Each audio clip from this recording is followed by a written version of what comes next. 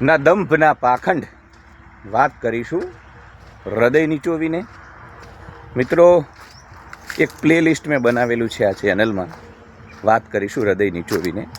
એની અંદર આ બધા વિડીયો હું નાખું છું એ લિસ્ટની અંદર, જેમાં આપણે જીવન વિશે વાત કરીએ છીએ, જીવનની વાસ્તવિકતા વિશે વાત કરીએ છીએ.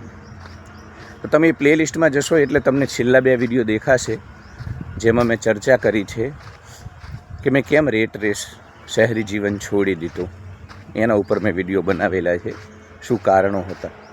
ત્યારબાદ બીજો વિડીયો આપણે એ બનાવ્યો કે હું શા માટે ગામડામાં શિફ્ટ થઈ ગયો અને ગ્રામ્ય જીવનના ફાયદા, ગ્રામ્ય જીવનની જે આર્થિક એક ઇકોનોમિકલ જે અહીંનું માળખું છે એ કઈ રીતે તમને રેટ રેસથી બચવામાં મદદ કરે એના વિશે ચર્ચા કરી.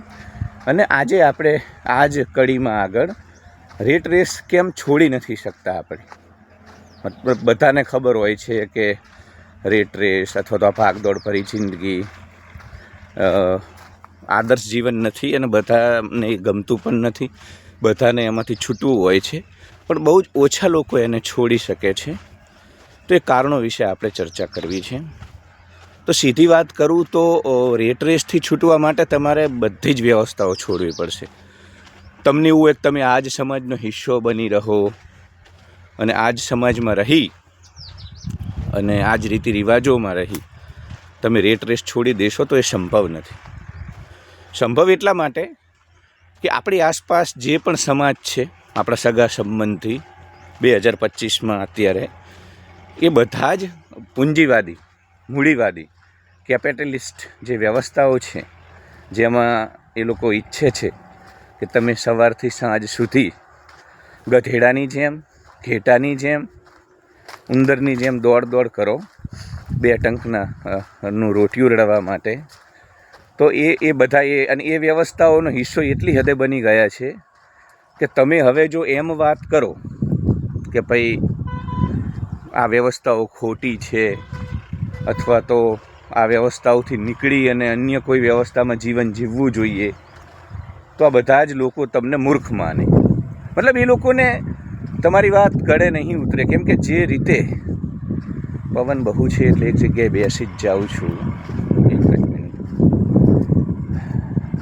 તો એ લોકોને કોઈ પણ રીતે તમારી વાત ગળે ઉતરશે નહીં મિત્રો, તમને ગાંડા કૂટી બેસાડે. એટલે તમે જો લગ્ન પ્રસંગોમાં, એન્ગેજમેન્ટમાં, પ્રી વેડિંગમાં, પોસ્ટ વેડિંગમાં, રિસેપ્શનમાં, જન્મદિવસની પાર્ટીઓમાં આવી બધી જે વ્યવસ્થાઓ અને સમાજના જે માળખાઓની અંદર જતા રહેશો તો તમે ક્યારેય રેટ રેસ નહીં છોડી શકો. કેમ કે રેટ રેસ છોડવા માટે થઈ તમારે મિનિમલિસ્ટિક જીવનને અપનાવવું પડશે. મિનિમલિસ્ટિક જીવન એટલે બહુ ઓછી જરૂરિયાતો સાથે આપણે જીવીએ, ભૌતિક, જેમાં પૈસાની જરૂર પડે. તમે જો ગામડામાં છો તો તમારે ઓફ ગ્રીડ પણ થવું પડશે. ઓફ ગ્રીડ એટલે તમે ખેતરોમાં જઈ અને રહો, જાતે જ પોતાનું અનાજ પકવો, શાકભાજી પકવો. આ ગામડા માટે.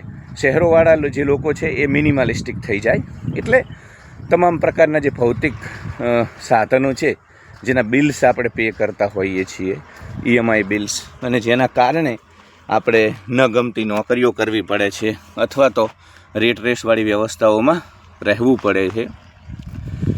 તો એ બધું છોડવા માટે સમાજથી દૂર થવું. ઠીક છે, કેટલાક પોતાના કહી શકાય એવા સગા સંબંધી હોય ખરા અર્થમાં, બાકી તો 2025માં મને નથી લાગતું કે કોઈ આપણા સગા છે.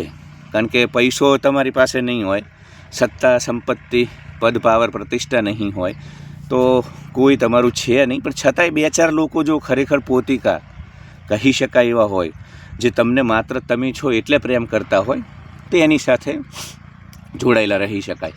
બાકી તમે જે સમાજમાં એ સમાજના 20-25 હજાર લોકો સાથે જોડાયેલા રહેશો તો રેટ રેસમાંથી નહીં નીકળી શકો. કેમ કે એ સમાજ પડે તમને એવો અહેસાસ કરાવશે કે પૈસા જ સર્વસ્વ છે. એટલે એમની વચ્ચે જો તમે જવાનું ચાલુ રાખશો ને તો તમે આ વ્યવસ્થાઓમાંથી નહીં નીકળી શકો.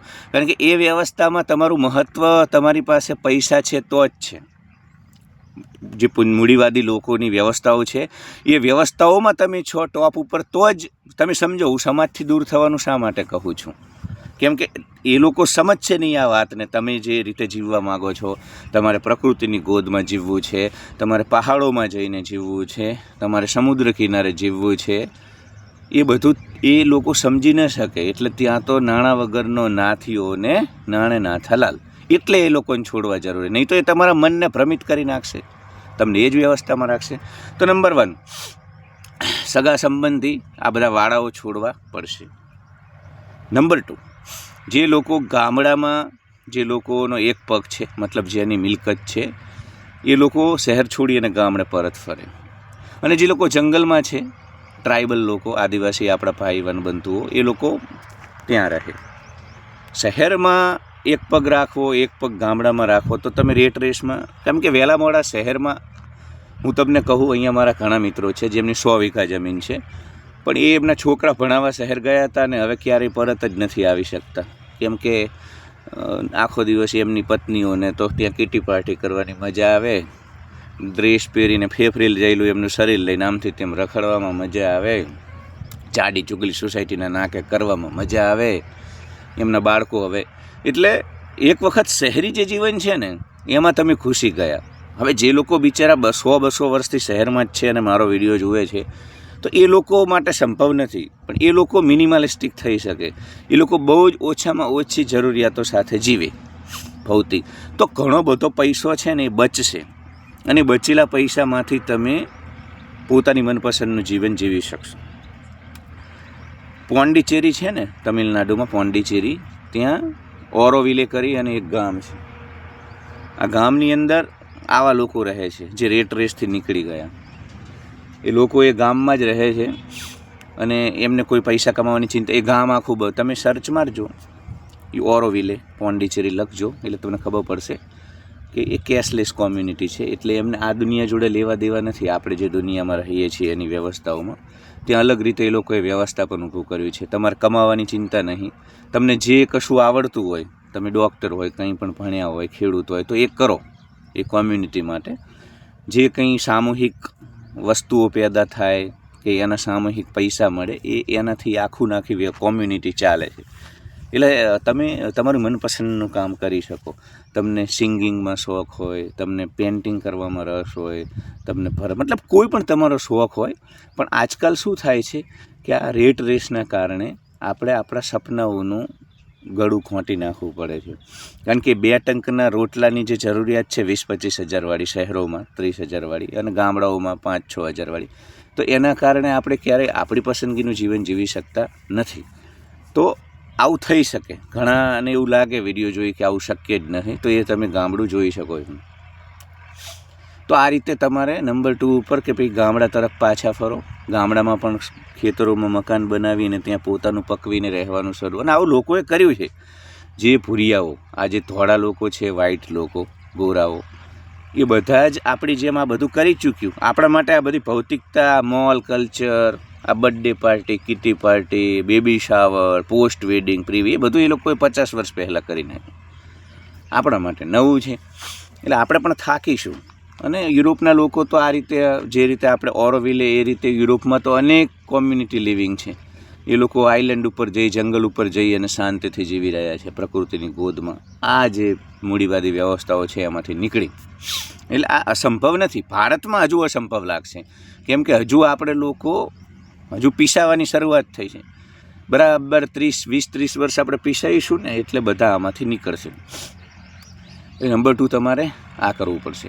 નંબર 3, મારા કેટલાક મિત્રો રેટ રેસમાંથી નીકળી, જો શહેરમાં મેં કહ્યું ને કે શહેરમાં જે લોકો છે, જે છોકરાઓ 18-20 વર્ષના છે, એ પણ નીકળી શકે રેટ રેસમાંથી. આ એ લોકો સિંગલ રહે અને પહાડોમાં કે એવી કોઈ જગ્યાએ પ્રકૃતિની વચ્ચે, જેમ કે હિમાચલમાં પાર્વતી વેલી, ધરમકોટ, ગોવામાં આરંબોલ, કર્ણાટકમાં ગોકર્ણ, આવી જગ્યાએ જઈને લોકો પણ રહી શકે લાંબો સમય. સિંગલ હોય એટલે બીજી જવાબદારીઓ ના હોય, તો તમે સિંગલ રહો, આવી જગ્યાએ જઈ અને રહો. પરંતુ તમે આ જ બધી, અને ભારતમાં મને નથી, ભારતની સડી ગયેલી વિવાહ સંસ્થાને પણ છોડી દેવાની જરૂર છે. કેમ કે હવે જે ભારતની વિવાહ સંસ્થા મૂળ જે બની હતી એ કોઈ વસ્તુઓ છે નહીં. હવે એ વ્યવસ્થાઓ પડી ભાગી છે. એક્સપાયર થઈ ગયેલી દવાઓને એક્સપાયર થઈ ગયેલી મીઠાઈઓ આપણે નથી ખાતા. એમાં સામાજિક વ્યવસ્થાઓ આપણી સડી ગઈ છે ભારતની. સગાવાલા, મામા મામી, કાકા કાકી, ફઈબાન ફુવાન, માસાન, કશું ભાઈ કોઈનું નથી.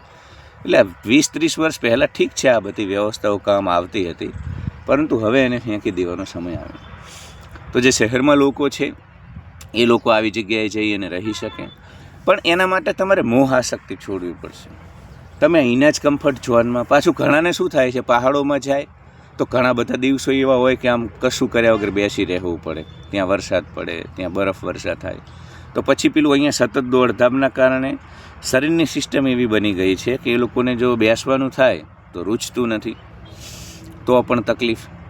એટલે આવા લોકોને હું કહીશ કે તમે જ્યાં જાઓ તમે એવું જ વિચારો કે તમે એ જ જગ્યાના છો. તમને ખરેખર જો રેટ રેસમાંથી નીકળવું છે, ખરેખર પ્રકૃતિની ગોત, તો પછી ઓવર થિંકિંગ ન કરશો.